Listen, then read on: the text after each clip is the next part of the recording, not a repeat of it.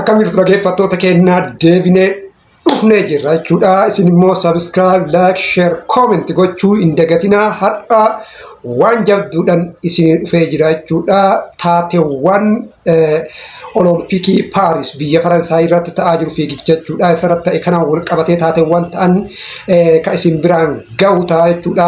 Kanaaf isin subscribe, share, like gochuu hin dagatinaa. Jalqaba irratti kan isiniin gahu jechuudha.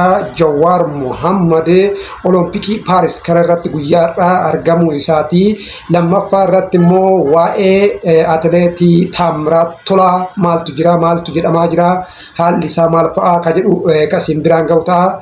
Sadaffaa irratti immoo komii koree Olompikii keessattuu immoo Dr. Ashabir irratti ka'aa jiru jechuudha. Waan isin biraan gahuuf isin subscribe, share, like, comment gochuu hin dagatinaa isiniin jedha jechuudha. Akkuma beekamu kanaan duratti waa'ee paaspoortii gatii daballii paaspoortii irratti jechuudha viidiyoo tokko guyyaa kaleessaa jechuudha isin hojjedhee jira.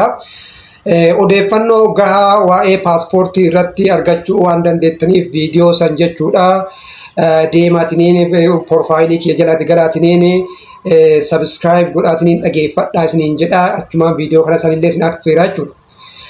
Baay'ee dubbii isinitti hin baay'isuu kallattimaan gara odeeffannoo har'aatti kan galu ta'a. Jalqaba irratti dubbii kan ta'e jechuudha Jawaar Mohammad fiigicha Olompikii Paaris kana irratti argamuu isaati jechuudha. Dubbii kan ta'e maaliif dubbii ta'a ka jedhullee hin jira jechuudha. Birrii ofiitiin deemee daawwachuu hin danda'u. Jawaar Mohammad maaliif dubbii ta'a, maaliif dubbii ijoo ta'a kan jedhullee hin jira. Kun hunduu sababa mataa isaa qaba jechuudha. Tokkoffaa Jawaar Mohammad nama akka barbaadetti guyyaa barbaadetti yeroo barbaadetti akkuma barbaade bakkuma barbaade oolee galuu miti. Jawaar Mohammad nama karooran bahuu fi nama karooran galuudha. Waan kana irratti illee argamuu isaa karooraaf argame wayiif argame kan jedhullee mataa isaatitti dubbii mataa isaa uumtu waan ta'eef walumaa galatti immoo namoonni maaliif irratti argama? Maal inni silaayyuu paartii mormituu keessa jira? Maaliif asirratti argama ka jedhullee hin jira jechuudha. Kanaafuu walumaa galatti wanni isinii kaasuu barbaadu tokkotu jira jechuudha. Jawaar Mohammad yeroo hundaayyuu waa lama waliin hin maaku. Dhimma siyaasatii fi yookaan immoo political issue ka jennuu fi dhimma biyyaa national issue ka jennuun walitti hin maku jechuudha. Political issue kan jedhu sadarkaa paartii isaatitti waan qeequ san qeeqaa jechuudha akka siyaasatitti jechuudha. Akka siyaasatitti waan qeequ akka sadarkaa paartii isaatti hojjeta. Akka biyyaatitti immoo waan akka biyyaatti isa galchu akka biyyaatti hojjeta jechuudha. Kun akka ifa isinii ta'uuf waa tokko isinii kaasaa jechuudha. Jawaar Mohammad yeroo Mallas Zeenaawii wajjin jechuudha wal mormaa turan yeroo Mallas Zeenaawii wajjin hudhanii wal qabaa turan sanitti jechuudha dhimma ijaarsa hidha Abbayyaa irratti jechuudha. Akkuma Mallas dhaabbatee faranjii wajjin mormaa turetti Jawaar Mohammad illee dhaabbatee faranjii wajjin mormaa ture jechuudha. Maaliif jennaan dhimmi hidha lagaa Abbayyaa dhimma biyyaati jechuudha. Kanaaf yeroo baay'ee namni siyaasa fi dhimma biyyaa walitti makaa jechuudha. Walitti makuu hin qabu. Dhimma biyyaa akka dhimma biyyaatti ilaalamuu qaba. Dhimmi siyaasallee akka dhimma siyaasatti ilaalamuu qaba jechuudha. Wannummaan biyya keenya rakkoo ta'e waa hundumaa akka dhimma siyaasatti ilaallaa jechuudha. Waan dhimma siyaasatti ilaallu akka dhimma siyaasatti ilaaluu qabna. Waan akka biyyaatti ilaallu immoo waan akka biyyaatti ilaaluu qabna jechuudha. Kanaaf Jawaar Mohammad waan kana lamaan gonkumaa walitti hin maku kanatu adda isa taasisaa jechuudha. Achirratti argamuun isaa immoo miidiyaa kanarratti baay'ee dubbii ta'ee jira jechuudha. Miidiyaan hawaasummaa dhimma kanaan kan guutamedha jechuudha.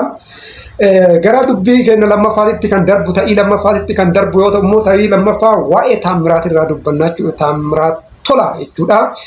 Jalqabumarraa gaafa kaanu Taamiraat Tolaa warqii jalqabaati jechuudha. Warqiin inni Itoophiyaaf argamsiise kun warqii jalqabaati. Inni kunillee ta'ii addaa ta'ee jira jechuudha. Kan biraa immoo Taamiraat Tolaa hin filatamne jechuudha. Fiigicha kanaaf hin filatamne eeggataa ture. nama sisaa lammaa lammeechaa jedhamu nama santu filatamaa ture. Namni sun immoo sababa dhibeetiin hafee jennaanini Taamiraat Tolaa deebi'ee bakka bu'ee jechuudha. Taamiraat Tolaa bakka bu'ee warqii meedaaliyaa warqii argamsiisee kun immoo ta'ii lammaffaati jechuudha. Kan biraa immoo Taamiraat Tolaatiif jechuudha. Meedaaliyaan kun meedaaliyaa lammaffaadha. Kanaan duratti Riyoo irratti jechuudha. Xaaliyaan irratti mo'atee jira. Kun immoo isaa fi meedaaliyaa lammaffaati. Inni kun immoo ta'ii biraati jechuudha. Kan biraa immoo jechuudha egaa inni mo'ateen booda jechuudha warri jalqaba isa filachuu didee eeggataa irra isa kaa'e jechuudha. Dr. Ashabbir dhaqee itti maramulleen deebi'ee ta'ii biraati jechuudha. Mo'achuu qofa odoo hin taane riikaardii kanaan dura atileetii Keeniyaatiin qabame fooyyessuu isaa immoo adda isa taasisa jechuudha. Kanaaf Taamiraat Tolaa meedaaliyaa jalqabaa argamsiisuudhaan uummata Itoophiyaa gammachiisee jira jechuudha. Namoonni tokko tokko immoo warri kaabaa kun hin beektan seenaa isaa immoo ni beeka waan ta'eef Taamiraat Tolaa kana gara Taamiraat Mollaatti illee jijjiirachuuf kennachuuf yaalaa jiranii. Haa ta'u walumaa galatti jechuudha. Haa ta'ullee rakkoon qabu jechuudha. Namni bakka dhaloota isaa uumaa irraa gochuu hin dandeessu waan ta'eef kuni gammachuu guddaa kan uumedha jechuudha. Inni biraa immoo komii uummanni koree Olompikii keessattuu immoo Dr. Ashabbir irratti kaasaa jirudha jechuudha. Qeeqa guddatu koree kanarratti kaa'a jechuudha. Koreen kun loogii godhaa jira. Loogiidhaan hamatamaa jira. Akkuma beekamu jechuudha atileetii kanaan dura jechuudha oomiif qajeelchaa fa'aa irratti hirmaatama jedhamee ka eeggamu jechuudha. Irratti osoo hirmaatiin hafee kanaaf loogii godhaa jiru. Bin jechuudha nama kana jechuudha Taamiraat Tolaa eeggataa taasisaa ture. Kanaaf eeggataa sanarraa ka'eeti kan inni mo'ate. Kanaaf kana maal godhaa komii guddatu irratti ka'aa jira jechuudha. Meebii namni aangoorrallee ka'uu qabaa. Noomoor jedhanii mormuutitti ga'amaa jira waan ta'eef kanaaf mee waan ta'uun eeggamaa kunillee waan hafuu qabudha jechuudha. Dhugumatti bakka sanii waan ta'uu hin qabne jechuudha.